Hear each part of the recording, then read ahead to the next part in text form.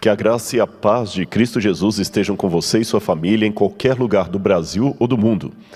É um prazer nós estarmos juntos aqui com vocês para começarmos mais uma semana de oração. E realmente nós oramos todas as noites para que o Espírito Santo realmente toque em sua vida através de todas as mensagens que são colocadas aqui, porque, como dizia o pastor Estina, que foi pastor dessa igreja, a voz pode ser nossa, mas a mensagem vem de Deus. Muito bem, irmãos, eu gostaria, antes de começar o sermão de hoje, fazer mais um agradecimento aqui. Eu cheguei ali, o pastor falou assim, olha, tem alguém ali que quer te dar uma coisa, e eu conheci ele, agora o nome, a Beni, e a Beni me deu um banoffee muito gostoso, gente, de banana, que eu vou comer até falar chega. E eu falei, Beni, não, pastor, eu quero daqui. Eu falei, não, eu quero agradecer a você. E por que eu estou agradecendo de público aqui?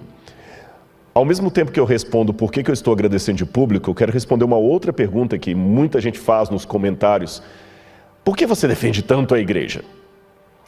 Sabe, por que eu defendo a igreja? Em primeiro lugar, eu não defendo a igreja é de Cristo.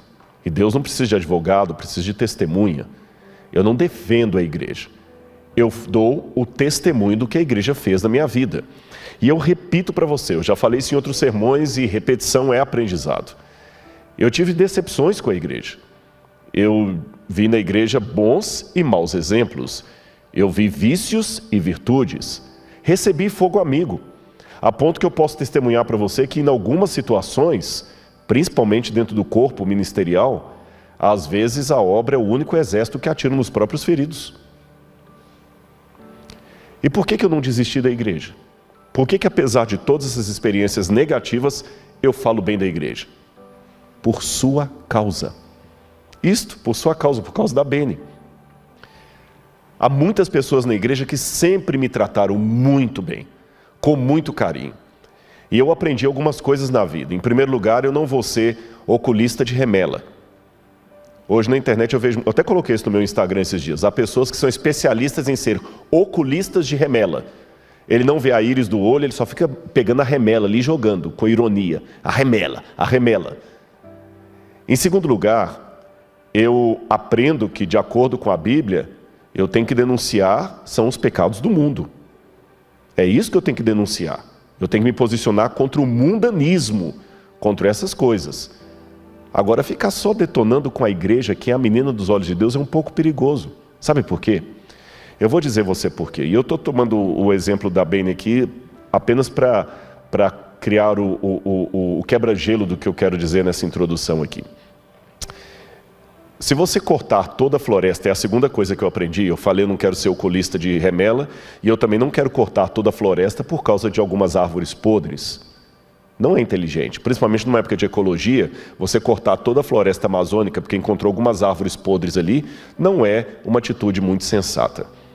Na igreja há problemas, mas também há tanta virtude. Se eu colocar numa balança as decepções que eu tive com a igreja e os acertos que a igreja teve comigo, pode ter certeza, meus irmãos, podem ter certeza. O prato do acerto é muito maior do que o prato do erro.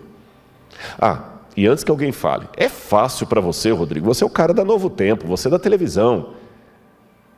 É lógico, eu sei, eu sou muito franco naquilo que eu penso. Eu sei que em muitas situações as pessoas gostam do personagem. O Rodrigo Silva do Evidências é um personagem. Quando eu digo um personagem, não estou dizendo que eu sou falso. Eu quero dizer que é um personagem naquele sentido. O advogado, quando ele está no tribunal, ele é um personagem. É diferente do advogado quando está em casa carinhando o filho dele. Ou dormindo com a esposa dele. Eu não acordo falando com voz impostada. Não acordo. Já pensou? Bom dia. É um prazer estar aqui mais uma vez, não é? Vocês entenderam? Mas a despeito de eu saber que muitas pessoas acabam mirando no personagem, essa igreja que eu estou dando testemunho para você, cuidou do ser humano por detrás do personagem. Eu me lembro, quando eu estava, por exemplo, na colportagem, lá em Belo Horizonte, eu colportava, e para quem não sabe o que é colportagem, em outras palavras, vender livros de porta em porta para fazer duas coisas ao mesmo tempo: ganhar o seu ganha-pão e pregar o evangelho através de bons livros que as pessoas compram. E eu, no meu caso, queria pagar a minha faculdade. E tinha uma irmã Anália, já faleceu, que ela já era idosa naquele tempo. E a irmã Anália, sempre que eu aparecia na igreja de quarta-feira, ela sabia quando eu ia, ela falou assim: aqui para você, meu filho. Eu lembro disso até hoje. Ela chegava com um pacotinho assim de papel, um saquinho de papel, e ali dentro estavam um sabonete Gessi e uma pasta Colinos, daquela amarela, que toda vez que você escova o dente, você tem sonhos e visões. E me entregava um dinheirinho assim: aqui, filhinho. Eu não sei dizer qual o dinheiro, porque eu estou falando de 1990, 1989, ainda era o plano cruzado ainda, nem lembro qual era o dinheiro do Brasil na época, não era o real, era cruzeiro nessa época. Mas seria, se eu fizer uma conversão para hoje, é como se ela chegasse com R$50. E ela me entregava assim: aqui, ó. E eu agradecia, e ela falou assim: estou investindo no futuro ministério. Deus vai te abençoar, meu filho. Se eu disser que a igreja não presta por causa daqueles que me apunhalaram, eu estou dizendo que a irmã Anália não presta. Você percebeu como é que isso é grave? Por isso que eu falei, meu amigo, desculpe. Se você está seguindo pessoas na internet que amam ser médicos de remela, desculpe, esse aqui prefere ser um oculista da íris.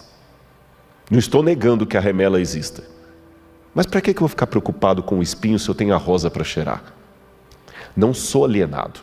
E antes que você fale assim: é vendido, é porque você trabalha para a associação. Meu amigo, desculpe. Eu tenho 2 doutorados,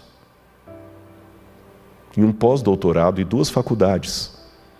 Em termos profissionais, eu não preciso da igreja adventista.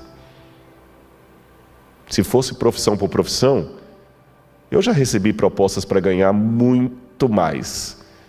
Em 2015, recebi uma proposta para trabalhar numa universidade, não vou falar qual, que o sujeito perguntou quanto que eu ganhava na obra com todos os auxílios e queria pagar o dobro para eu ficar lá dando uma aula. Então não é por questão financeira que eu estou aqui. É que eu faço programa, escrevo livro, dou palestra. Quanto que eu estou cobrando da igreja para dar essa palestra aqui? 0. Bom, a igreja está tendo um gasto comigo, é claro. Eu estou ficando num hotel e estou comendo, porque eu também não posso pagar para trabalhar. Mas eu não cobro para dar minhas palestras. Quando eu dou palestra em igrejas evangélicas, os irmãos falam assim: pois é, mas quanto que o irmão cobra? Eu não cobro. É um susto. Tem uma irmã batista ali, ela sabe, é um susto quando o pregador fala que não cobra. Eu falei: não, a única coisa que eu cobro são as minhas despesas para chegar até aí. E é lógico, por ser do NASP, tem então uma burocracia para me levar, porque são muitos convites, eu não consigo atender nem 1% dos convites que eu recebo. Então não é comigo, por isso que não adianta mandar e-mail para mim, é com o NASP. Tem uma burocracia porque é muita gente para atender. Vocês perceberam? Então não venham jogar na minha cara que eu sou vendido porque eu sou funcionário da associação, que você está me ofendendo. Eu acho que eu tenho um pouquinho de inteligência para poder sobreviver financeiramente melhor do que na igreja adventista. Então, meu irmão, se eu estou aqui, não é pelo salário. Se eu estou aqui, não é porque eu estou vendido como funcionário da igreja, nem porque eu sou alienado. Eu estou aqui, sabe por quê? Porque eu amo Jesus. E ele falou para mim a mesma coisa que falou para Pedro: quando te converteres, apacenta as minhas ovelhas. Ai de mim se disser não para esse chamado. Então, com todo respeito, eu sei que até alguém falou: você estava bravo esses dias. Estou bravo mesmo, porque há uma ira santa às vezes. Eu vejo alguns até que se dizem da igreja com frases de ironia na internet, que cada um lê como quiser. Uma teologia lá, Renato Russo, que diz tudo e não fala nada. Sabe, Renato Russo? Falava só de deprê e não falava nada. Ou só aquelas frasezinhas, desculpa a expressão, tipo o padre Fábio de Mello, que vai lá e só fala aquelas coisinhas bonitinhas. Mas eu já falei com os católicos: se eu fosse católico, eu não me sentiria representado por ele. Porque ele não tem coragem de falar na TV o que a igreja católica pensa sobre a homossexualidade. Só fala de aceitação, aí é fácil. Eu vou à igreja batista, presbiteriana, metodista, falo na USP, falo em lugares de ateus, de evangélicos, católicos. Mas eles sabem que quem está indo ali é um adventista do sétimo dia e que tem ideias diferentes. Eu não escondo quem eu sou. Eu aprendi a discordar com classe, por isso que eles continuam me chamando. Mas eu não nego a minha identidade, nem tenho vergonha dela, falando apenas as verdades que agradam, para não receber dislikes nem lacração na internet. Então é um recado dado, sim. Estou dando recado, porque eu sei que tem muita gente assistindo e eu tenho uma obrigação com Deus de pregar a verdade. Então, meu amigo, eu sei que a igreja não salva, mas aquele que salva manda eu ficar na igreja. Esse preâmbulo aqui ele é necessário porque o tempo pede esse tipo de discurso. Há muitas pessoas hoje que estão achando que a igreja é um detalhe, uma coisinha besta. Não é. Quem fundou a igreja foi Jesus. Você está querendo saber que é mais do que ele? E mais um detalhe, já que você fala tanto na internet de aceitação, de evitar as fobias, por que você não aceita a igreja? Por que você não aceita a igreja? Você quer que agora a sociedade aceite o bandido, porque o bandido é apenas uma vítima da sociedade, a igreja tem que aceitar todo o negro, o pobre, o homossexual, a sociedade tem que aceitar todo mundo, agora a aceitação está certo. E por que você rejeita a igreja? Por que você não fala bem da igreja? E sabe o que eu penso? Quando eu começo a arrotar que sou mais espiritual com os meus irmãos, por isso eu não estarei ali, aí eu estou praticando um racismo espiritual. Porque o que o racista social faz? Eu não vou entrar no mesmo elevador que a empregada doméstica. E se alguém filma, curioso, né? Se alguém filma um desses racistas sociais destratando um motoboy, todo mundo se posiciona. Que absurdo! Que absurdo! Ele tem que entender que o motoboy é uma pessoa como ele. E eu concordo, tanto é que eu coloquei uma observação dessa no YouTube. No Instagram. Agora, quando é para lidar com os irmãos tão pecadores como ele, aí ele toma a mesma posição do racista que ele questionou. Ele não quer se misturar com essa gentalha. Quando você fala que não quer ir à igreja, que tem problemas demais lá, sabe o que você está dizendo? Eu sou bom demais para eles. Esse que fala para vocês, sem nenhuma demagogia, nem falsa piedade, conhece os pecados que ele comete. Esse que vos fala, conhece as falhas que ele tem. Esse que vos fala, conhece quantas vezes precisou correr para a cruz do Calvário para pedir a Deus perdão dos meus pecados.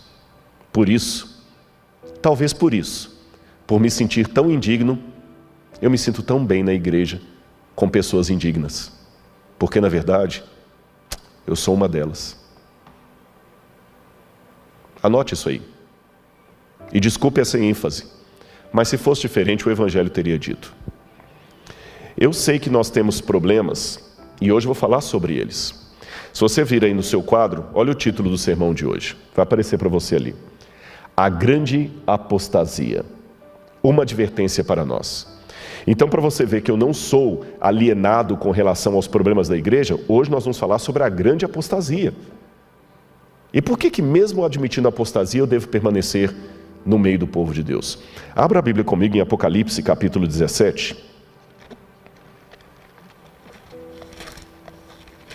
Apocalipse, capítulo 17.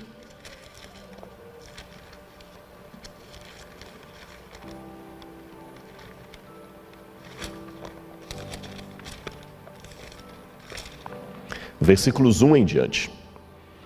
Se você estiver com sua Bíblia, acompanhe aí a leitura.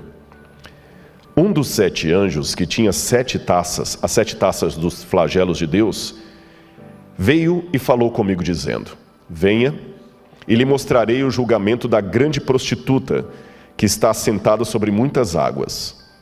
Os reis da terra se prostituíram com ela, e os que habitam na terra se embriagaram com o vinho da sua prostituição. O anjo transportou-me em espírito a um deserto. E eu vi uma mulher montada numa besta escarlate, besta repleta de nomes de blasfêmia, com 7 cabeças e 10 chifres. A mulher estava vestida de púrpura e de escarlate, enfeitada com ouro, pedras preciosas e pérolas, e tendo na mão um cálice de ouro transbordante das abominações, das imundícias da sua prostituição. Na sua testa estava escrito um nome, um mistério: Babilônia, a grande, mãe das prostitutas e das abominações da terra.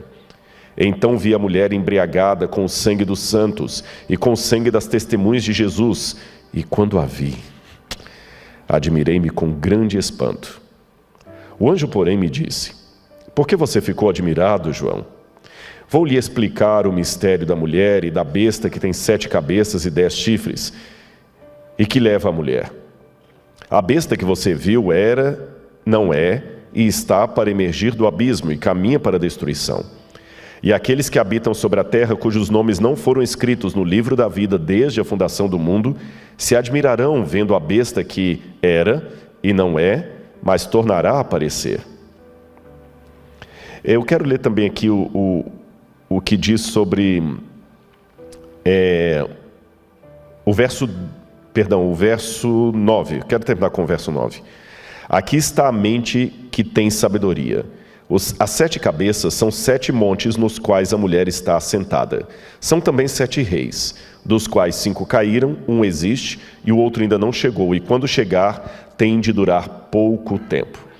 Muito bem, meus irmãos, eu vou explicar isso aqui para vocês, mas antes eu quero fazer uma propaganda aqui. Eu deixei de anunciar isso durante o tempo que eu estava aqui, mas hoje eu estive na Novo Tempo, e o pessoal está animado com esse projeto. Eu acho que de público eu já posso anunciá-lo. Eu não vou poder esgotar todo o assunto do Apocalipse 17 hoje aqui. O tempo é curto, não dá para fazer isso. Mas a próxima série do Evidências é a primeira vez que eu estou dando essa notícia numa igreja de público, pela primeira vez. Pode olhar que no meu Instagram eu coloquei fotos das gravações, mas eu não disse do que seria. O Evidências, a próxima temporada será sobre o livro do Apocalipse. Deus tem impressionado muito o meu coração a falar sobre o Apocalipse. E alguém até colocou: você está desejando demais a volta de Jesus, né? Você está falando demais isso? Estou mesmo. E eu resolvi gravar uma série de Evidências sobre o Apocalipse. E olha, está bem exaustivo. Só para você ter uma noção, eu acho que vou ficar falando do Apocalipse mais do que qualquer outro tema. Nós já gravamos 23 programas. O Apocalipse tem 22 capítulos. Nós já gravamos 23 programas e eu acho que vou gravar mais uns 8 na semana que vem. Quando eu sair daqui, eu saio daqui no sábado, domingo eu dou aula o dia inteiro, na pós-graduação. Segunda e terça eu gravo aulas da educação à distância. Terça-feira à tarde eu começo a gravar o Evidências até o final da semana ali. E nós vamos gravar o resto do livro. E eu espero que você assista essa nova série. Eu acho que ela vai ao ar lá pelo mês de outubro ou novembro na TV Novo Tempo. Aguarde as informações. E nós vamos falar muitas coisas em detalhes do Apocalipse, coisas que eu não falei aqui, e eu vou esmiuçar esse assunto muito mais do que eu estou passando aqui, tá bom? Então hoje será apenas uma degustação. Porém, espero que uma degustação o suficiente para que você entenda a mensagem de Deus através de Apocalipse 17, a falar sobre a grande apostasia. Em primeiro lugar, essa palavra apostasia talvez não seja de domínio público. O que significa apostasia? Paulo falou no livro, na carta aos Tessalonicenses, que a volta de Jesus não se daria sem que primeiro viesse a grande apostasia, megalapostasia em grego, a grande apostasia.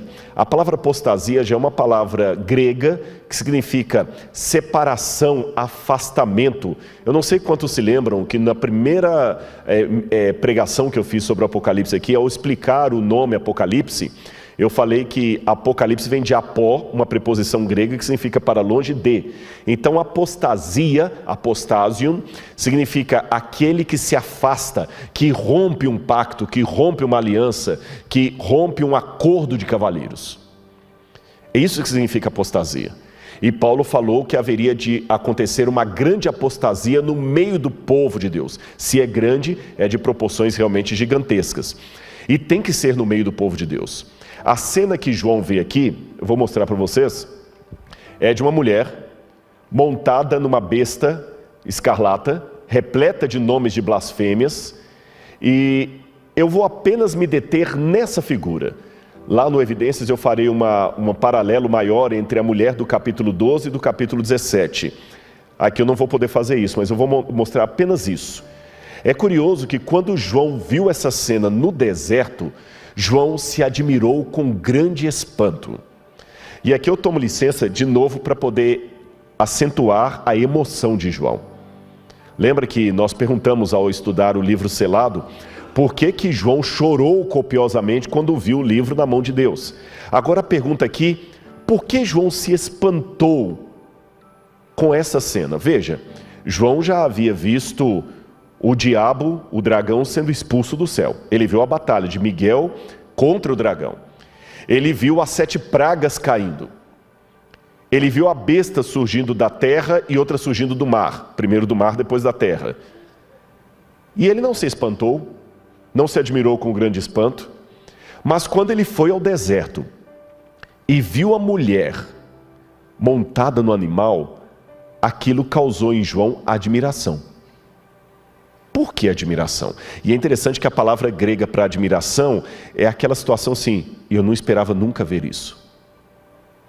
Algo que está completamente ao oposto do que eu imaginava. Talvez a admiração de João tenha alguma coisa a ver com a cultura na qual ele foi criado, as histórias de Israel que ele aprendeu. Então, para estudar esse pedacinho da mulher montada na besta e entender por que João se admirou, eu vou precisar usar hoje bastante o recurso da arqueologia e voltar um pouco, alguns séculos antes de João. Vamos colocar aqui no cenário uma foto. Eu vou mostrar várias imagens para vocês. Pode até deixar sempre o pessoal de casa vendo as imagens. Aí vocês estão vendo um sítio arqueológico chamado Tel Motzah, que fica a 8 quilômetros do templo de Jerusalém, do local onde ficava o templo de Jerusalém, o Domo da Rocha hoje. Ali vocês veem a arqueóloga e o que eles descobriram em Tel Motzah? Um santuário, um templo pagão. A professora Anna Heinrich, que era na época a organizadora das escavações ali, está mostrando o altar de sacrifício. Lembra quando eu mostrei no santuário de Deus e o Apocalipse a importância do santuário? Vocês veem um santuário agora pagão a 8 quilômetros do santuário de Jerusalém em Tel Motzah. Esse achado arqueológico aconteceu porque Israel estava fazendo essa estrada que vocês estão vendo e a estrada estava passando em cima do sítio arqueológico, a planta da estrada. E em Israel, quando você encontra algo arqueológico milenar, eles chamam os arqueólogos. No Brasil também, às vezes a gente é convidado para fazer arqueologia de contrato. Quando descobre alguma coisa indígena no lugar, tem que ter a assinatura de um arqueólogo para poder validar se aquele lugar pode ser construído ou não. Em Israel, eles convidam os arqueólogos para fazerem arqueologia de resgate. O que é isso? Você fotografa e tira do lugar a maior quantidade de elementos que você pode, porque eles vão depois meter concreto ali em cima e construir alguma coisa. Só que o achado ali era tão importante de Tel Motzah, um templo pagão, que eles resolveram fazer o seguinte: eles construíram uma ponte, um viaduto por cima do sítio arqueológico, preservando o sítio arqueológico. As primeiras fotos que eu mostrei foi antes da construção do viaduto, e essas são as mais recentes. Esse ano a escavação de Tel Motzah foi interrompida por causa do Covid. E eu vou mostrar um vídeo para vocês, pode colocar aqui, do sítio arqueológico. É muito curioso o que eles descobriram ali. Esses buracos que vocês estão encontrando aí, vendo aí, eram buracos onde eles enterravam toda a cerâmica utilizada no sítio arqueológico. Assim como nós temos o costume de enterrar o pãozinho de Santa Ceia por reverência, tudo que é usado num culto, eles também enterravam, para não ser usado de maneira ruim. Aqui você tem uma das entradas do sítio arqueológico. Aqui funcionava o templo, ainda está em processo de escavação, e esse templo tinha um lugar santo e santíssimo, como o templo de Jerusalém. Ele tinha um altar de sacrifício, ali você tinha um altar de incenso, lá dentro também, que você está vendo, aquela parte quadrada ali é um altar também. Vários animais eram sacrificados aqui aos deuses pagãos. Muitos cultos pagãos eram realizados aqui por judeus, porque ficava na Judéia, e esse templo funcionou durante aproximadamente 600 anos. Perdão, corrigindo, 300 anos. Ele funcionou mais ou menos do ano 900 ao ano 600. 300 anos esse templo pagão funcionou ali perto do templo de Jerusalém. Essa agora é a professora Shua Kislevitz, que é a nova diretora do sítio arqueológico. E ela está na mão segurando um cavalinho de barro. Percebam? Esses cavalinhos de barro que a gente encontra lá mostram que naquela região havia um culto da fertilidade desde a época de Josué. Esses são elementos culticos ou ídolos que foram encontrados ali. Algumas das cerâmicas que estavam enterradas ali, que são agora reconstituídas, todas usadas em oferendas ritualísticas. Aqui vocês veem uma placa para ter uma noção do tamanho, e aqui à esquerda do monitor de vocês, você tem um incensário, onde incensos eram servidos aos deuses pagãos cananitas. E do outro lado você tem restos de ossos de animais que foram encontrados ali. E aqui você tem o incensário, quando ele foi completamente reconstituído na universidade, o incensário, e do lado um dos cavalinhos ali. Pode perceber que ele tinha até um pezinho de alguém montado nele, mas só encontraram um cavalinho. Encontraram outro cavalinho, daqui a pouco eu vou falar o porquê desses cavalinhos que eles encontram. Animal de carga. Encontraram também estátuas, cabeças de pessoas que iam ali e, como ação de graças, como agradecimento ao deus pagão, eles colocavam alguma representação de si mesmos. Lá você tem o tamanho da proporção dos elementos que foram encontrados. E aqui uma foto de um drone, antes de construírem um viaduto do sítio arqueológico. Aquele buraco que vocês têm ali é justamente a entrada do sítio arqueológico, e mais à direita aqui você teria o pátio. Aqui você tem uma ideia. O que nos chama a atenção, olhando a planta desse sítio arqueológico, é que o templo pagão tem dimensões e estruturas muito parecidas com o tabernáculo que Deus mandou Moisés construir. É muito parecido. Tem lugar santo, lugar santíssimo, átrio, altar de holocausto, altar de incenso, o pátio onde as pessoas ficavam, a cerca que separava os ofertantes dos sacerdotes. E antes da gente continuar, volta para mim aqui. Olha que a primeira coisa que me chamou a atenção, quando esse sítio arqueológico foi descoberto, ele levantou muitas perguntas para nós, muitas perguntas. Uma das perguntas que se levanta é a seguinte: veja bem, ele estava a 8 quilômetros do templo de Jerusalém. Ele não estava distante do templo de Jerusalém. Como é que um templo pagão funcionava ali nas barbas do templo de Jerusalém? Essa é uma pergunta arqueológica. Outra pergunta: a Bíblia fala que houve no norte a reforma de Jeú, e no sul, na Judéia, você teve as reformas de Ezequias e de Josias. E segundo a Bíblia, nós vamos depois dar uma passada nessas reformas, esses reis piedosos resolveram reformar a religião, tirando os ídolos, tirando tudo que estava contaminando ali e trazendo de volta a espiritualidade, o jejum, o sábado, a Páscoa. Mas a pergunta é, eu tenho aqui um problema hermenêutico, porque mostra que, a despeito da reforma religiosa de Josias e de Ezequias, o templo pagão continuou funcionando. Perceberam? A outra curiosidade que nós temos é que esse templo pagão ele foi abandonado. Quando Nabucodonosor esteve em Jerusalém em 587 a.C. e destruiu o templo e a cidade de Jerusalém, por alguma razão que eu não sei qual, esse templo foi preservado. Nabucodonosor não destruiu o templo de Tel Motsar. Evidentemente que alguma mídia sensacionalista começou a correr e colocar matéria. Eu até gravei um vídeo sobre isso, que eu estava saindo de Israel naquele dia. Eu gravei um vídeo também irado, dizendo que eu estava chateado com essa mídia que colocaram assim: descoberta de templo de 3.000 anos, põe xeque-mate o texto da Bíblia. E o que a matéria sensacionalista dizia é o seguinte, que a arqueologia mostrou um templo pagão que estava funcionando quando a Bíblia dizia que o povo de Israel era monoteísta, quando a Bíblia dizia que houve a reforma de Josias. Então a arqueologia desmente a Bíblia. Será que a arqueologia desmente a Bíblia? Eu creio que não. Porque a Bíblia mostra os profetas sempre levantando para mostrar a apostasia do povo. Ao contrário do que disseram alguns sensacionalistas, esse sítio arqueológico de Tell el-Motsar, para mim, ampliou a leitura do texto bíblico.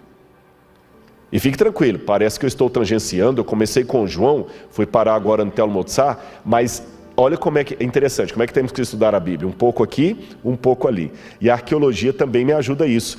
Esse achado arqueológico, que foi abandonado 600 anos antes de João, vai me ajudar a entender por que João ficou perplexo ao ver a mulher montada na besta. Eu não esqueci disso.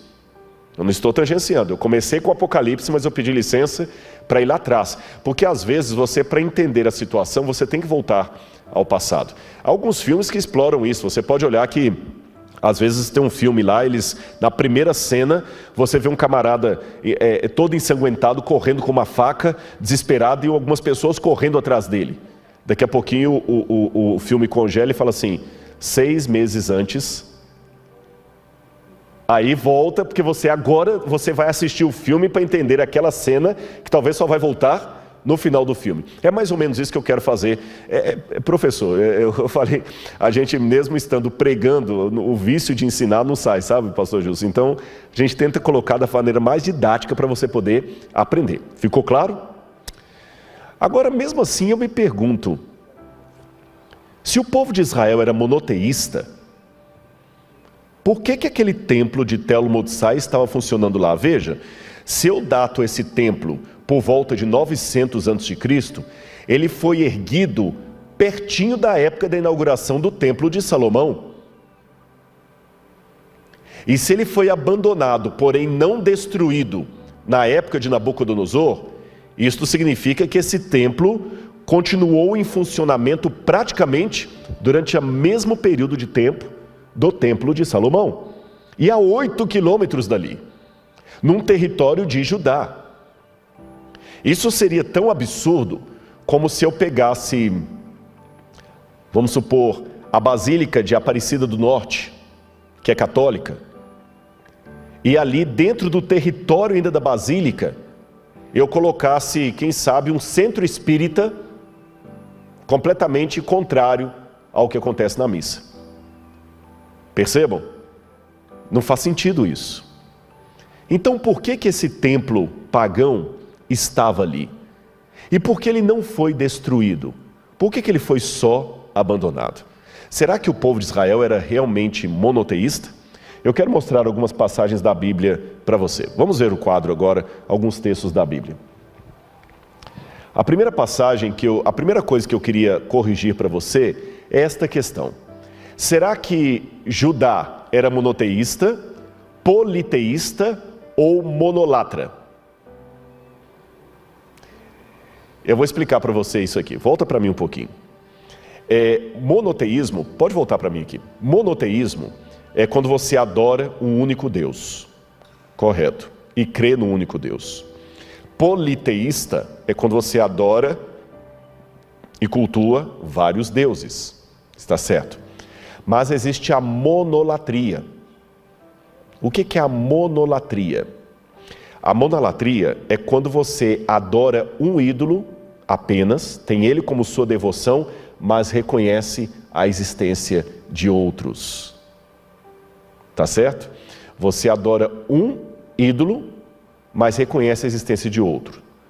Uma maneira mais elegante de chamar isso é enoteísmo. O enoteísmo é quando você trata o seu único Deus como se ele fosse um dentre outros. Por exemplo, o futebol. Eu nasci com 2 pernas esquerdas e não sou canhoto. De futebol não entendo nada. Se você quer ver o Rodrigo numa situação vexatória, coloque-o num campo para jogar a bola. Você vai ver um quadro que vai gerar trauma e risadas e risos. E toda vez que você olhar para mim, vai lembrar daquele desengonçado ali em campo. Mas eu sei que o futebol funciona mais ou menos assim. O torcedor do... Não sei que time que eu dou aqui. Fala um time qualquer. São Paulo. O torcedor do São Paulo, ele vibra com o São Paulo. Ele quer que o São Paulo... Se houver corintianos palmeirenses, não fiquem bravos. Quem citou São Paulo aqui foi o Edson, viu? Depois eu dou o RG dele, se vocês quiserem mandar uma mensagem, eu dou o endereço do Instagram dele lá para brigarem com ele. Mas vamos supor, falando sério agora, o torcedor do São Paulo, ele torce pela vitória do São Paulo. Ele usa a camisa do São Paulo. Mas ele reconhece que existem outros times. Existe o Atlético Mineiro, o Cruzeiro, o América, o Flamengo, o Fluminense. Só que ele não torce por todos. Ele torce para o São Paulo, mas reconhece a existência de todos. Assim funciona com o enoteísta ou monolatra. Ele acredita, ou pelo menos aceita, a devoção apenas a uma divindade.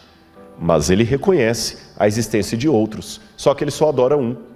E quando tem, por exemplo, uma guerra, é como o futebol. Ele entende que o Deus dele está lutando contra o Deus do outro povo.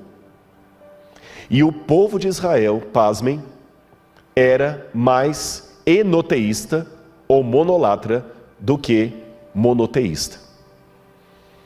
Rodrigo, isso aqui que você está falando é muito sério. Eu nunca ouvi disso, eu sempre aprendi que Israel era monoteísta. A fé de Israel era uma fé monoteísta. O Deus que revelou uma doutrina para Moisés revelou-se como o único Deus. Porém, esse único Deus falou para um povo que estava tão imerso no politeísmo que Deus falou de um jeito, mas eles entendiam de outro. E Deus, como bom professor, acabou usando uma linguagem que eles pudessem entender. Tanto é que nos 10 mandamentos Deus diz assim: não terás outros deuses diante de mim. Percebeu a linguagem? Se eles tivessem claro que só havia Deus, esse mandamento não seria nem necessário. Ou então Deus mandaria redigir assim: não aceitarás a existência de outros deuses. Ele falou: não terás outros deuses diante de mim. Quando Elias sobe ao monte, ele fala assim: até quando cocheareis entre dois senhores? Se Baal é Deus, seguiu. O Senhor aos poucos vai dando a revelação progressiva ao seu povo. Quando ele falou pelos lábios de Isaías, ele falou assim: eu sou o Senhor teu Deus, antes de mim nenhum houve e depois de mim nenhum haverá. Mas isso eu já estou falando lá em Isaías, 700 anos antes de Cristo, bem posterior à época de Moisés. Então Deus vai falando aos pouquinhos, Deus vai revelando a verdade aos pouquinhos. Mas o tendão de Aquiles espiritual do povo era correr para outros deuses. Aplicação. Se o tendão... sabe por que eu estou colocando aplicação? Porque é muito fácil reconhecer os pecados de Israel. Difícil é reconhecer os pecados do Israel moderno. Eu pergunto a você: Deus abriu o Mar Vermelho, correto? Fez o maná cair. Apareceu no Monte Sinai de tal forma que o monte fumegava.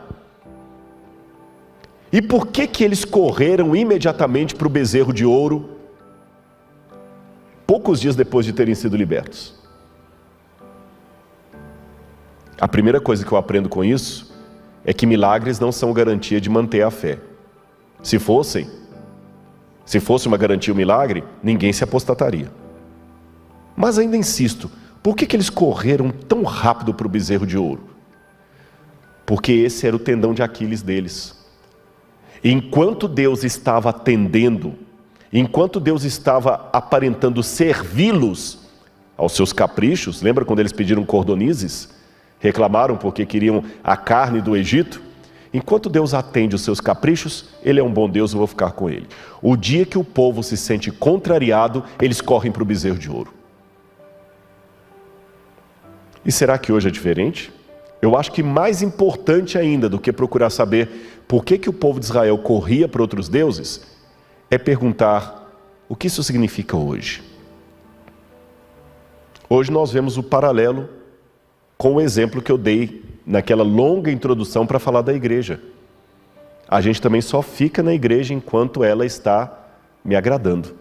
A hora que ela me desagrada, eu saio dela como um cliente, muda de banco porque não gostou do jeito que o gerente falou com ele no dia que ele foi lá. Perceberam? Se a tentação de Israel no passado era idolatria, era trocar Deus por falsos deuses, porque alguma coisa no judaísmo não lhe agradava, a minha tentação hoje é ser cliente da igreja ao invés de membro dela. E cliente sempre tem razão, e quando ele está insatisfeito, ele pega o dinheiro dele e vai para outro lugar. Dízimo não é algo que ele devolve, são cotas que ele paga, mensalidades, e quem paga está certo. Se eu estou pagando, eu estou no meu direito. Se eu comprei a passagem aérea, eles têm que levantar o voo e me levar, senão eu vou levar na justiça.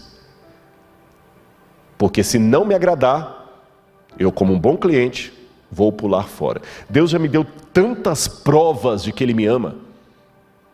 Tantas provas. Tantas coisas que a igreja já fez por mim. Mas o dia que ela me frustrar, como Israel, eu pulo fora. E antes que você venha com aquele argumento que eu já ouvi muitas vezes aí, não, Rodrigo, está errado. Nós não estamos saindo de Deus, nós estamos largando a igreja, não é largar Deus. Desculpe a risada irônica. Quando você fala assim, não estou largando Deus, estou largando a igreja. É como se eu falasse com o pastor Gilson, como é que é o nome da sua filha? Fala o nome de uma das suas filhas. Jéssica, vou pegar a Jéssica. É como se eu falasse com o pastor Gilson assim, pastor Gilson, eu não tenho nada contra você, eu detesto a sua filha. Por mais cristão que ele seja, eu duvido que eu estaria fazendo esse sermão aqui. Não estou deixando a minha amizade com o pastor Gilson, não suporto é a filha dele. Por mais profissional que ele seja, dói. Não existe esse negócio de você gosta de mim, mas odeia os que eu amo. Meu amigo, desculpe-me, quem fundou a igreja não fui eu. E não existe biblicamente esse negócio que a igreja sou eu, igreja é coletivo. Eu tenho um sermão que eu falo sobre isso. Falar que a igreja sou eu é tão estúpido quanto diz, desculpa a palavra estúpido, mas gramaticalmente é estúpido, porque eclesia no grego é coletivo, vem do kahal no hebraico, é coletivo. Dizer a igreja sou eu é tão estranho como falar assim, a colmeia é a abelha. Colmeia não é abelha, colmeia é coletivo de abelha. É por isso que eu falo que não pode dizer isso. Igreja é todo mundo junto. Percebeu?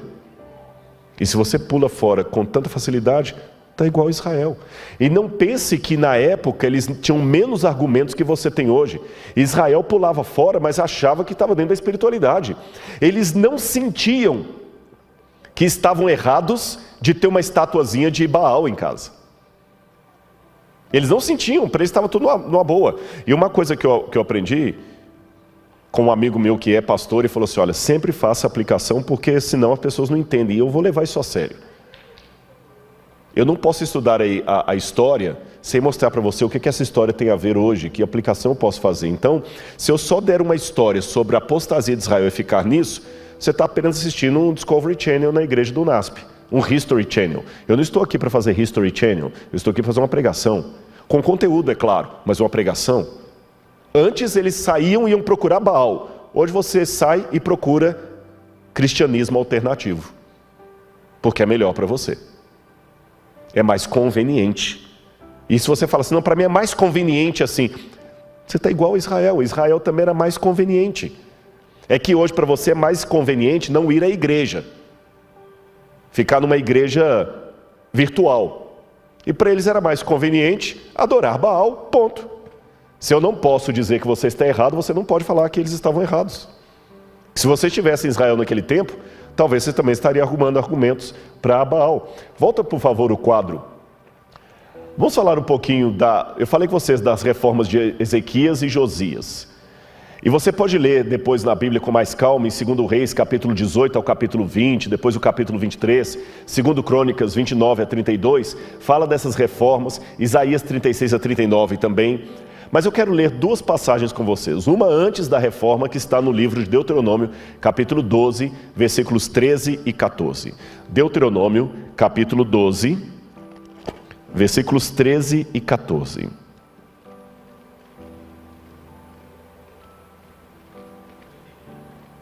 Deuteronômio 12, versículos 13 e 14. Olha o alerta de Deus.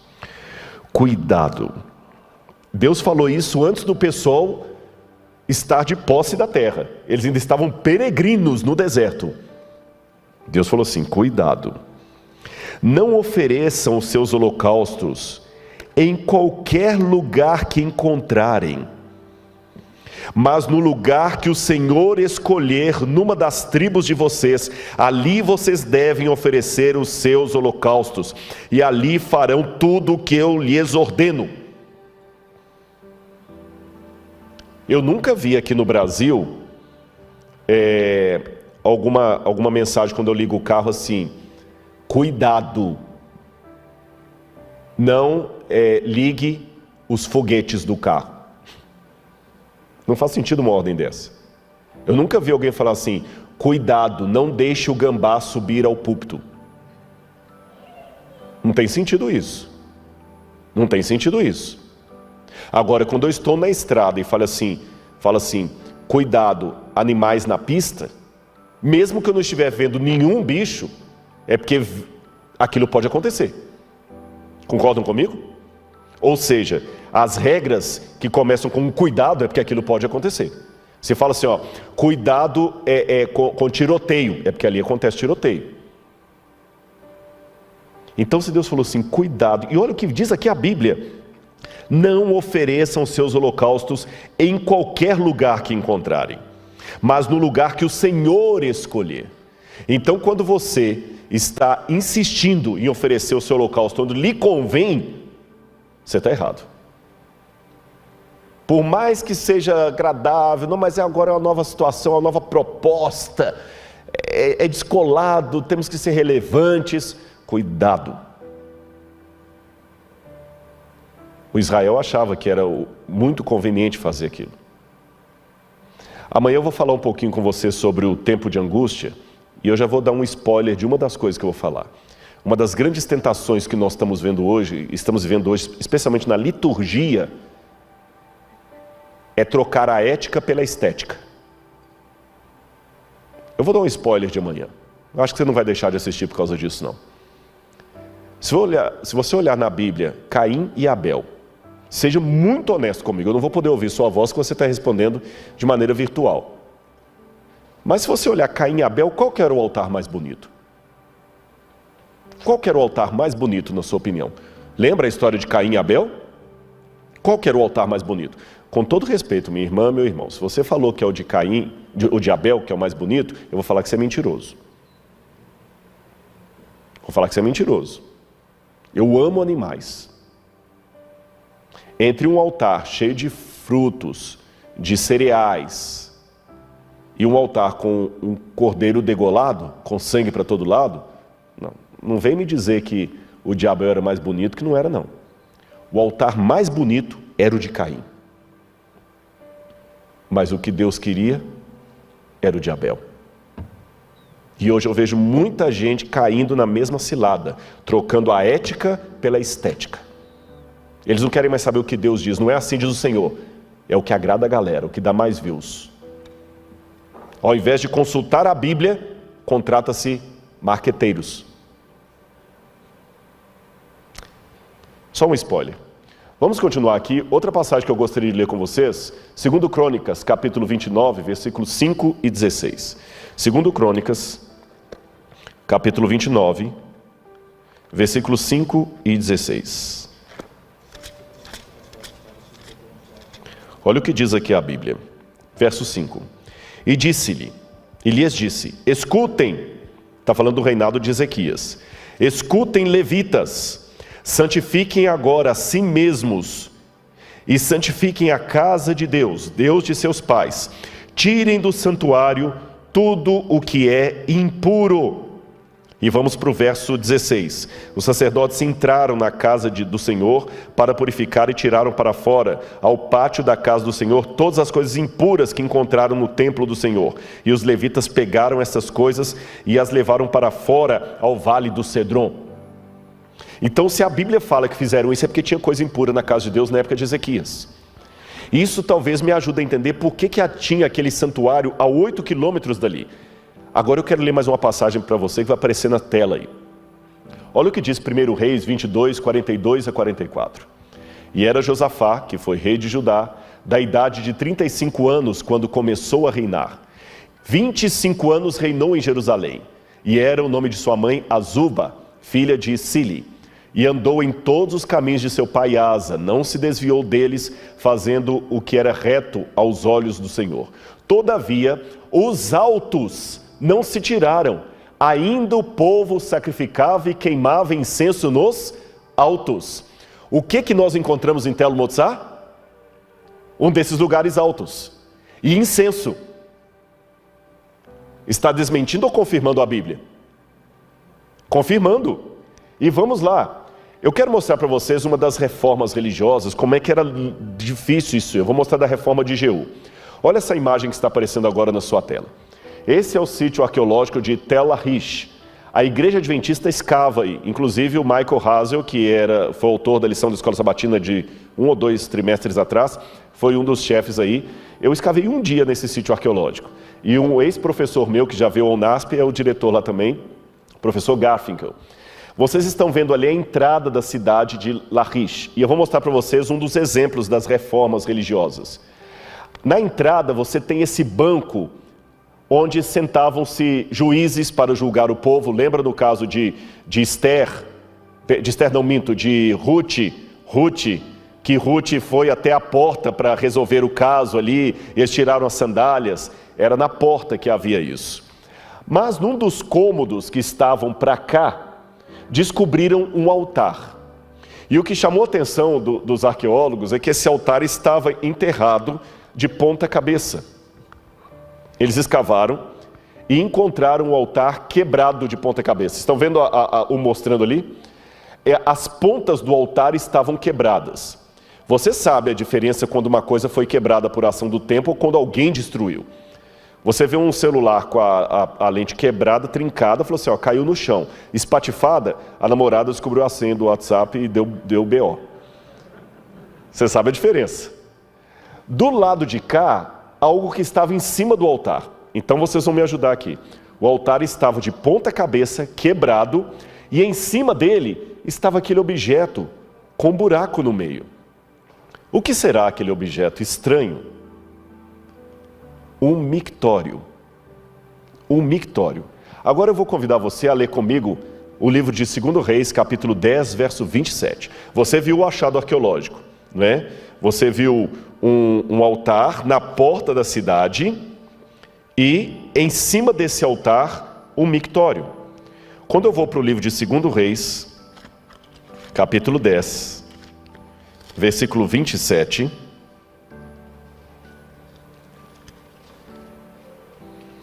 eu leio aqui.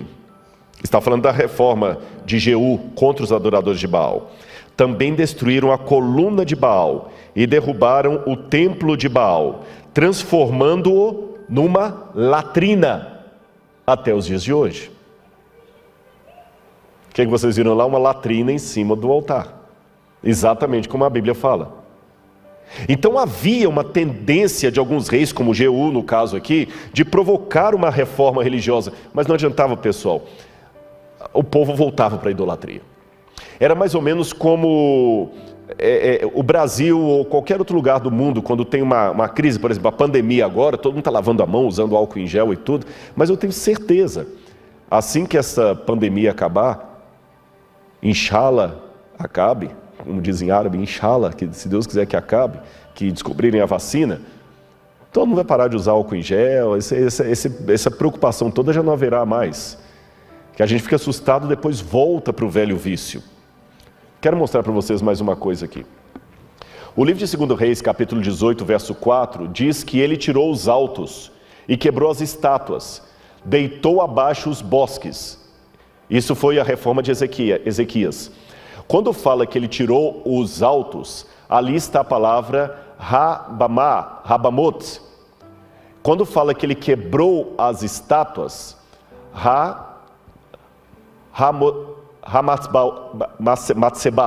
Matzbaot, está no plural, desculpa, eu estou com problema de vista. Hamatsebaot. E quando fala que ele deitou abaixo os bosques, ali está escrito Asherot. O que é Asherah? A gente fala Azera em português, não é o nome do carro não, Azira. Áshera é a mãe de Baal, esposa de El. E Áshera era a divindade mais cultuada em Israel na época da apostasia. Aqui eu tenho algumas estátuas de Áshera que fazem parte da coleção do Museu de Arqueologia Bíblica do NASP. Coloca na tela para o pessoal ver. Era uma deusa da fertilidade, você nota que ela está segurando os seios. E nós temos Áshera em duas formas, com a cabeça de mulher ou com a cabeça de um pássaro. Mas você nota que curioso, a Áshera, ela não tem os pés. Percebe? Ela não tem os pés. Por quê?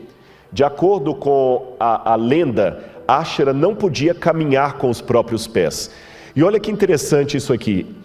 De um lado você tem Áshera como era cultuada pelos cananitas, muitas vezes com o nu frontal. Mas quando ela recebia o culto dos judeus, ela era vestida como se fosse uma mulher decente. Mas olha que ela é vestida realmente com púrpura e escarlata. A roupa dela é uma roupa de uma cortesã. Chegou a tal ponto que os arqueólogos descobriram esta pedra, esse desenho na cerâmica, onde você tem dois personagens, e um sentado num trono, uma mulher mais aqui, um outro personagem. E embaixo está escrito, para Yahweh, o Deus de Israel, e sua Áshera. Colocaram Áshera como esposa do Senhor. Agora volta para mim aqui que eu vou contar para você. A gente fala muito de jeitinho brasileiro. Olha o jeitinho dos hebreus do passado, dos israelitas e dos judeus.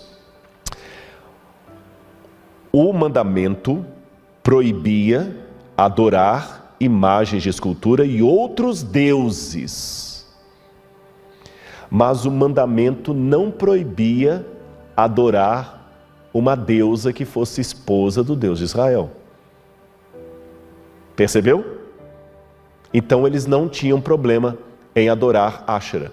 Para eles não estavam cultuando os deuses pagãos, porque Áshera era esposa de Javé. Ela não era uma deusa pagã. E por que eles colocaram Áshera como esposa de Javé? Simples. De novo eu falo daquilo que eu mencionei lá atrás. Conveniência, a religião da conveniência. Porque numa região de politeísmo, com os deuses tendo várias esposas, raciocina com a cabeça da época. Não pense com a cabeça de hoje, não, senão você não vai entender os argumentos dos hebreus do passado. E eu acho muito importante a gente entender a cabeça do outro para saber por que ele chegou àquela conclusão, mesmo que eu discorde dela. Entender a cabeça do outro, os argumentos dele, não significa concordar com ele. Até pelo contrário, determina saber por que eu discordo dele. Então vamos fazer esse exercício. Pense com a cabeça de um israelita daquela época, ou de um judeu da região de Judá. Todo mundo em redor tinha os seus deuses, e os deuses tinham muitas mulheres. Era comum isso. Quem vivia numa situação patriarcal não lidava bem com o tema da solteirice. Era muito importante que um homem se casasse e tivesse muitos filhos. E até a poligamia era aceita, porque quanto mais filhos o homem tivesse, melhor. Lembra que Eucana tinha Ana como esposa e Penina. Quanto mais concubinas, Jacó tinha lá, Raquel, Lia, ainda cada uma pegou a sua empregada ainda para fazer mais filhos.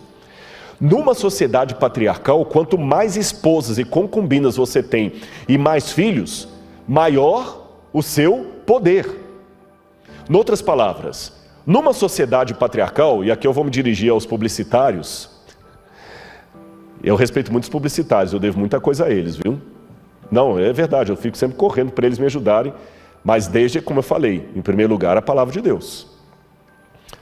Mas imagine você, publicitário, tendo que fazer uma campanha de Javé naquela época.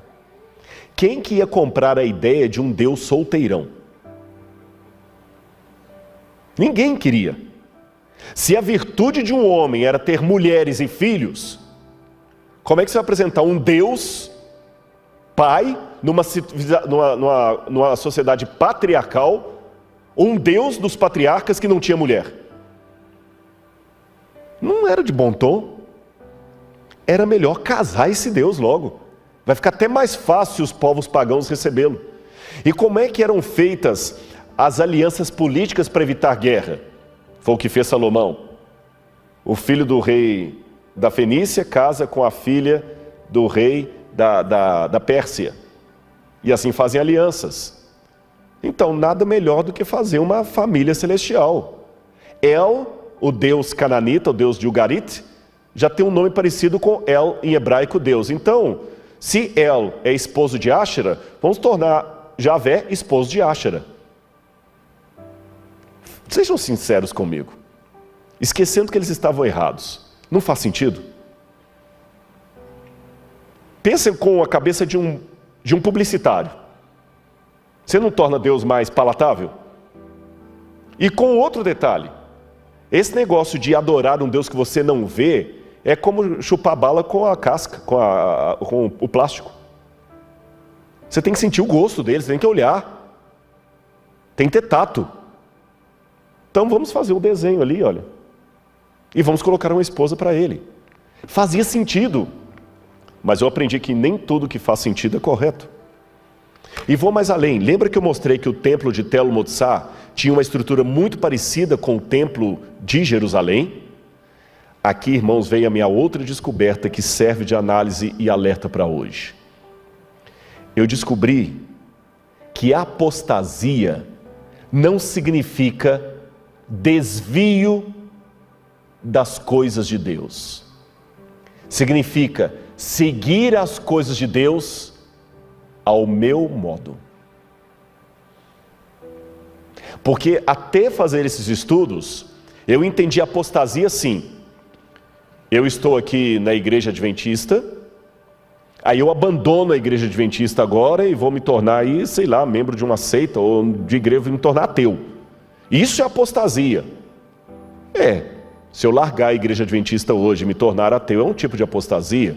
Só que eu percebi que a Bíblia não chama tanto a atenção para esse tipo de apostasia, em que eu largo a igreja e me torno um ateu. A Bíblia chama atenção para um tipo de apostasia que vai sem ter ido. Porque ele não sai do povo. Ele está no meio do povo. Mas ele quer colocar a religião do seu jeito. Ele até aparenta estar seguindo as orientações de Deus. O templo de Tel Motsar não tinha outra coisa senão sacrifício. O templo de Tel Motsar tinha incenso. O templo de Tel Motsar tinha pátio. Tinha ritual do santuário.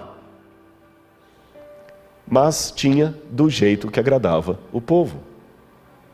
É igual o templo de Laodiceia. Laodiceia tem dois significados: o julgamento do povo ou o povo que julga. Eu quero mostrar mais uma coisa para vocês. Lembra que eu falei que Áshera é mostrada sempre sem os pés? O que me chama a atenção é que Áshera é a única divindade feminina do mundo de Ugarit, que era uma região vizinha de Israel, que ela precisava de uma besta de carga para se locomover, porque ela não tinha pés para andar. Estão vendo essa estátua aí? É do Museu de Arqueologia do UNASP. Você pode visitar essa estátua lá, original. Vocês estão notando a Áshera montada na besta de carga? E deixe-me chamar a sua atenção para uma coisa aqui. Besta, a gente às vezes tem a ideia de chamar besta alguém que é idiota. Deixa de ser besta.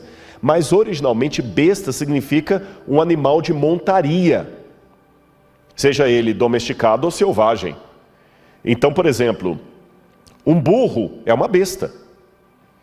Se você usa um elefante para montar, aquele elefante vira uma besta. Besta é um animal de montaria. Quando a gente lê no Apocalipse a besta, a gente sempre pensa a besta como sendo uma coisa idiota. Besta, João viu dois animais de montaria. Therion em grego, Therion. E se é um animal de montaria, é porque tem sela. Se tem sela, tem que ter um cavaleiro. E quem João vê agora montado na besta? A mulher. Que até então era símbolo de quê? Do povo de Deus. Volta a imagem para o pessoal em casa ver. A Áshera era muitas vezes descrita como uma prostituta montada numa besta. E tem um hino ugarítico, que eu vou mostrar a tradução dele quando vocês assistirem o programa Evidências. Eu traduzi, não falo ugarítico, eu traduzi de uma tradução, que mostra o hino de Áshera chegando até o templo de seu marido El. E sabe como é que é esse hino? Eu vou mostrar para você. Ele diz assim: grande é Áshera que chega ao templo de El que está no céu. Ela chega com sua roupa brilhante. Todos os deuses e todos os reis estão reunidos, esperando que Áshera entre. Quem estiver com fome, que coma. Quem estiver com sede, que beba. E todos bebem do vinho da taça que Áshera lhes dá. E ela seduz a todos os presentes com sua beleza. Não parece justamente com o que nós lemos no início desse sermão sobre Apocalipse 17?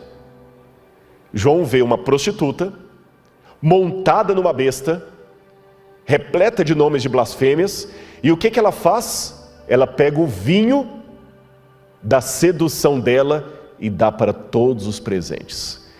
Para você que está me ouvindo nessa noite, isso pode soar como uma novidade, porque você não fez arqueologia, você não estudou no Oriente Médio.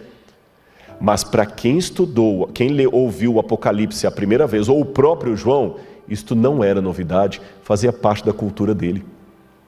Em outras palavras, assim que João viu aquela mulher, automaticamente ele se lembrou de quem? De Áshera. E quando ele se lembrou de Áshera, das histórias do passado, ele entendeu a mensagem. A igreja, infelizmente, se une com o poder romano. E é por isso, eu não vou dar detalhes nesse sermão, falei que vocês esperem evidências. É por isso que o dragão agora se ira com o restante da descendência da mulher, o que sobrou dela. O que sobrou dela, aqueles que guardam os mandamentos de Deus e têm a fé em Jesus. O que João entendeu com aquela mensagem? Áshera vai voltar. Haverá uma apostasia no tempo do fim, como houve nos mesmos moldes da apostasia do povo de Israel do passado. João, a história há de se repetir. Por isso que Deus, partindo do conhecido para o desconhecido, mostrou a João algo que seria familiar a qualquer judeu. Ele viu uma cena que lembrava o culto de Áshera, e ele lembrou da apostasia do passado. Lembra que eu falei do templo de Tel Motsá? Eu tenho quase certeza. Por que eu digo quase certeza? Porque as escavações não estão concluídas ainda. Mas pelo pouco que já encontraram ali, aqueles animais de montaria que foram encontrados, eu já trabalho com a hipótese que Áshera era uma das divindades adoradas ali em Tel Motsá, a 8 quilômetros do templo de Jerusalém, nas barbas do templo de Jerusalém. Agora eu quero mostrar mais uma passagem para você. Primeiro umas imagens. Olha essa imagem aqui. Isto são objetos que são encontrados em túmulos judaicos anteriores à destruição da Babilônia. Olha quantos ídolos em túmulos judaicos, incensos para ídolos. Inclusive, eles encontraram esse altar em Beersheba, era um altar pagão. E olha o que está no livro de 2 Reis, capítulo 23, versos 8 e 9. Em todos os sacerdotes a todos os sacerdotes, trouxe das cidades de Judá e profanou os altos que os sacerdotes queimavam incenso, desde Geba até Beersheba, e derrubou os altos que estavam às portas, junto à entrada da porta de Josué, o governador da cidade. Ou seja, eles colocavam os altares na porta das cidades. Lembra que ele foi destruído e transformado em latrina? Vamos continuar.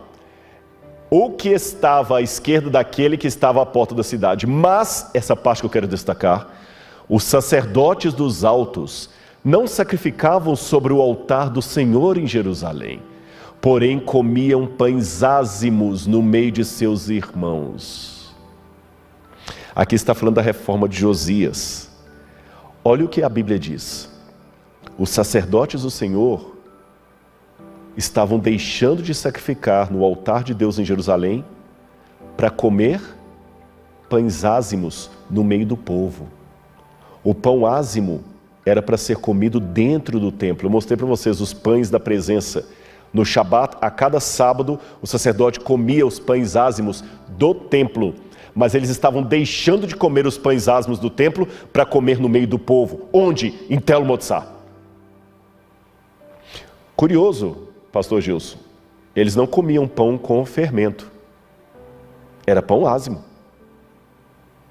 Perceberam? Seria mais ou menos como... Desculpem falar assim, mas é verdade. Como muitos talvez que estão me assistindo, que já apostataram da igreja, talvez bebem, não vão mais à igreja, não leem mais a Bíblia, estão fora da igreja por completo. Mas coloca uma carne de porco na frente, não come nem a pau. Eu já vi situação, às vezes, um camarada completamente fora da igreja, totalmente fora da igreja, com tudo que você pode imaginar. Até droga estava usando. E eu comecei a evangelizar a namorada dele. E um dia teve um PQP entre os dois lá, por quê? Porque ele foi a um churrasco com ela e ela pegou a carne que tinha partido, carne de porco, e foi trazer para ele não aceitou. Eu vou comer no meio do povo pagão lá, mas eu vou levar o pão ázimo. Percebeu o que eu falei? Vou repetir para ficar bem claro na sua mente. Apostasia não significa necessariamente abandonar as coisas de Deus. Significa praticar as coisas de Deus de maneira pessoal. E hoje nós vivemos uma época do pessoal. Todo mundo quer o VIP, Very Important Person. Até o algoritmo do YouTube, ele já sabe o que você gosta, então ele já adivinha, já vai mostrando coisas para você ali que você gosta. E você quer uma religião customizada. A apostasia não significa abandonar as coisas de Deus, significa customizar as coisas de Deus. Não estou com isso querendo dizer que nós não devamos adaptar a mensagem. Eu adapto a mensagem. Eu não faço evidência de paletó e gravata. Eu adapto a mensagem. Mas eu tenho que tomar cuidado, que eu gosto muito de cachorro, já falei isso aqui. Uma coisa é o cachorro bater o rabo, outra coisa é o rabo bater o cachorro. Adaptar a mensagem de tal maneira, porque os sacerdotes achavam que estavam adaptando a mensagem. Deus falou que o pão ázimo era para ser comido pelo sacerdote lá no templo no Shabat. E o que ele fazia? Não, mas é melhor a gente fazer alguns pães ázimos extras e eu vou comer no meio do povo lá, porque a gente tem que ir ao povo, tem que agradar o povo. Aí é isso que eu ouço muita gente na internet. Deus não condena, não fala que Deus condena. A gente tem que agradar o povo, não pode espantar. Realmente não podemos espantar, temos que pregar o amor. Mas repito, cachorrinho abanar o rabo é muito bonitinho. Rabo abanar cachorro, não. Você querer adaptar tanto a coisa a ponto que descaracteriza, é o que estava acontecendo. E aquele altar que eu mostrei para vocês, vou mostrar a foto quando ele foi encontrado. O que chamou a atenção dos arqueólogos, coloca aí na tela por gentileza. Quando o altar de Beersheba foi encontrado, na época da reforma de Josias, ele não foi destruído, ele foi desmontado e enterrado. Qual a ideia? Quando passar o fiscal do rei, a gente desenterra e monta de novo. Você está entendendo agora por que os profetas falaram tanto contra a apostasia? Aqui está o altar de Beersheba. Olha aí na tela para você ver o altar de Beersheba. Hoje é remontado, mas dessa vez no Museu de Israel, não mais para culto. Por isso que Deus falou em Joel 2, verso 13, rasgai o vosso coração e não as vossas vestes. Eu quero ler para vocês uma última passagem aqui, Jeremias capítulo 11, versículos 11 a 13. Olha como é que o livro de Jeremias para mim ficou bem mais claro depois disso aqui. Jeremias 11, 11 a 13. Portanto, assim diz o Senhor, eis que trarei uma calamidade sobre eles, da qual não poderão escapar. Clamarão a mim, porém não os ouvirei. Então as cidades de Judá, os moradores de Jerusalém, irão aos deuses a quem eles queimavam incenso. Lembra o incensário que nós encontramos?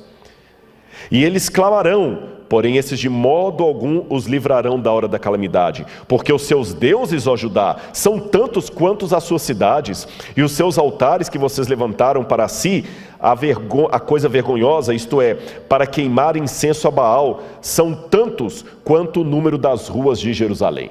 Agora vamos ao 44, 2 e 6. 44, 2 e 6.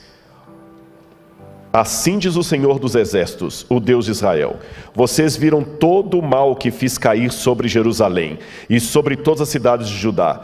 Eis que hoje elas estão em ruínas e ninguém mora nelas, por causa da maldade que fizeram para me provocarem a ira. Cuidado os que dizem que Deus não condena, que só ficam falando Deus é amor, Deus é amor. Deus é amor, tá certo, mas é justiça. Avião não voa com uma asa só. Para de falar de uma asa ignorando a outra. A pregação tem que mostrar os dois lados. Falar também que Deus é só justiça não resolve nada. Temos que falar que Deus é amor, mas Ele é justiça. Qualquer pregação sobre salvação que não exija, demande a transformação da minha vida, não é ensino bíblico. E ficar mentindo para as pessoas: não, Jesus te aceita como você está. Isso está certo, mas Ele não vai salvar você para você continuar como está. Não minta para as pessoas que você está evangelizando. Não minta, que elas depois vão cobrar isso de você. E vamos continuar aqui, olha. Mas eles, verso 5, não quiseram ouvir, nem atenderam, nem se converteram da sua maldade, para não queimar incenso a outros deuses.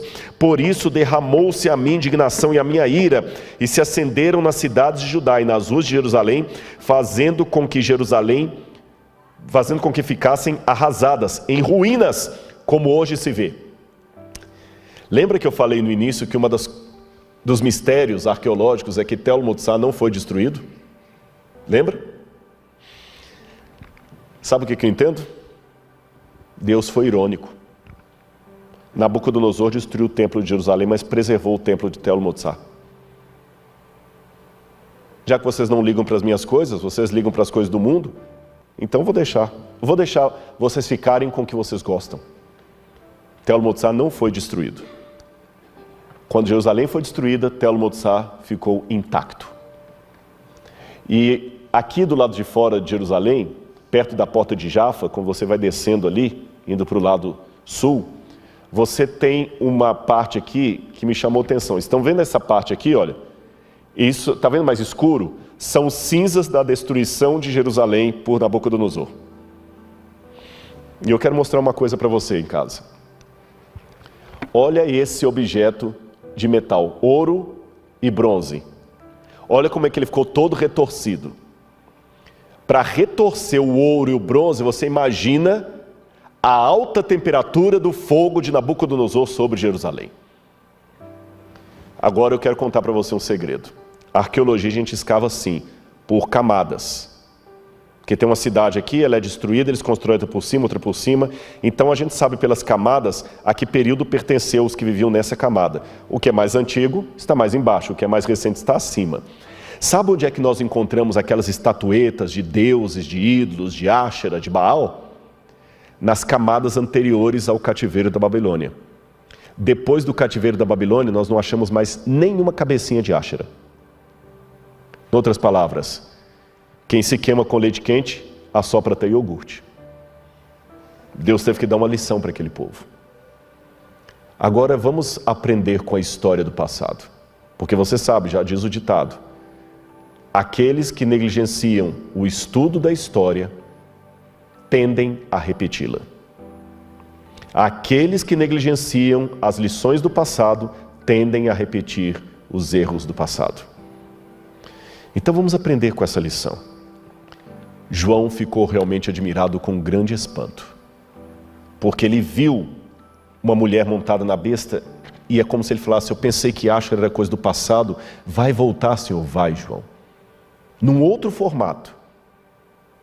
Vai começar com uma união com Roma. Depois vai virar a Babilônia. Senhor, mas quando Nabucodonosor veio, a Babilônia veio destruir o povo pelos seus pecados. Pois é, eu vou ter que deixar a Babilônia voltar. Só que Babilônia agora vai vir na forma de Roma. E irmãos, ontem eu falei sobre a perseguição que vai se abater à igreja. Será que aqui também não estaria uma outra razão por que Deus vai permitir a perseguição? Será que não é por isso que Ele vai permitir que nós percamos os nossos templos, como Jerusalém perdeu o templo de Jerusalém? Será que por isso Deus vai permitir que nós percamos talvez o conforto? Porque pode escrever, esse colégio aqui vai deixar de ser nosso. Esse púlpito vai deixar de ser. E é nesse momento que nós vamos ver quem é quem. Mas eu termino esse sermão com uma nota de otimismo. Sabe por quê? João, no final do Apocalipse, Deus mostra para ele as bodas do Cordeiro e fala que a noiva a si mesma se ataviou e que haverá um remanescente que será salvo. E assim como eu começo esse sermão, eu posso terminá-lo. Sabe por que eu não desisti da igreja? Sabe qual que é o meu maior argumento para ficar na igreja? É você. Isto. Você está me assistindo. Eu vou falar para vocês um segredo homilético. Que eu já falei para alguns e como algumas coisas... Vocês notam, eu não uso papel para falar, pode até ser que eu já falei isso até durante a semana, e se falei, vou pedir licença para repetir, você não vai se cansar. Às vezes, para um teólogo, ouvir sermão é duro. Primeiro que a gente não está acostumado a ouvir sermão. Pastor Gilson, quantos sermões num ano você consegue ouvir, sentando mesmo, igual você está ouvindo aqui agora? Essa semana você ouviu até agora 6. 10, 15, num ano. Num ano. 365 dias, ele ouve 10, 15 sermões, desacostuma de ouvir. E tem um problema que não é a arrogância do pastor Gilson. O que eu estou pregando é novidade para vocês, mas ele fez teologia. Então sabe como é que funciona muitas vezes? É como um médico ouvindo palestra sobre Covid. Pode ser interessantíssimo para mim, mas para ele é primário. A menos que seja um outro infectologista trazendo uma novidade que ninguém conhece na medicina, num congresso, com linguagem técnica. Mas não é disso que eu estou falando. Imagine agora trazer aqui uma pediatra para poder falar sobre cuidados com o bebê recém-nascido. E uma pediatra está aqui. Você acha que aquela pediatra vai ouvir a palestra da colega com a mesma satisfação de outras mães que não são pediatras? Claro que não, não é arrogância, porque não é novidade. Mas sabe onde é que a gente é alimentado? É quando você desce do púlpito e vem alguém e fala assim, obrigado, aquela sua mensagem me tocou tanto. É nessas horas que a gente é alimentado. É quando alguém se emociona num sermão que você está pregando e aceita um apelo. Eu já falei para alguns, nessa hora a gente troca de papel. Você se torna ovelha e o membro se torna pastor. E sem ninguém cantando no final, sem microfone na mão, numa fala de 30 segundos, prega talvez o sermão que você precisava ouvir. Porque às vezes você recebeu um fogo amigo um fogo amigo, que fala assim, Gilson, você não deve pregar não. Sabe aquele dia que o diabo está querendo te usar e ele usa igual usou Pedro? E o dia que você está mal, alguém fala assim, Gilson, eu estava na associação, ouvi 2 pastores falando mal de você, rapaz. Falando isso, isso, isso. E ele, por mais bem resolvido que seja, é um ser humano. Ou quem sabe, ele pregou e um sermão dele na internet só recebeu lacração. E você não sabe, você só vê o pastor Gilson chegando aqui de gravata, bem arrumado. Você não sabe que por detrás do pastor Gilson existe o Gilson, ser humano, com os traumas, com as dificuldades dele, e com o diabo usando alguém para lacrar algo que ele fez com tanto amor. Aí alguém fala assim, pastor, esse sermão seu teve alguns comentários meio pesados aqui. Aí quando ele sobe muito triste e prega, o Espírito Santo vai e pega uma irmãzinha e fala assim, pastor Jesus, quero te agradecer. Aquele sermão que o senhor pregou fez minha filha voltar para a igreja. Naquele momento, o pastor Gilson vira o Gilson ovelha. E aquela irmã vira a pastora dele, usada por Deus para falar, você tem que continuar. Você entendeu? O fato de você estar ainda aqui, me ouvindo, não ter desligado esse celular, Deus está me falando através de você, que eu não posso te ver. Continua, meu filho. Eu sei que tem alguém atrás dessa câmera, que precisa da mensagem. Eu sei que Deus tem sinceros aqui. Por isso eu não posso desistir desse povo. E eu fico feliz porque tem pessoas com problemas, porque tem espaço para mim. E sei que Deus usará um remanescente. Uma queixada de jumento na mão de Sansão era o que Deus precisava para matar o exército dos filisteus. Uma pessoa com a chuva serôdia é o suficiente. Então, essa música final que nós vamos ter agora, fala justamente dessa esperança. Em outras palavras, nós estamos no período de Laodiceia, mas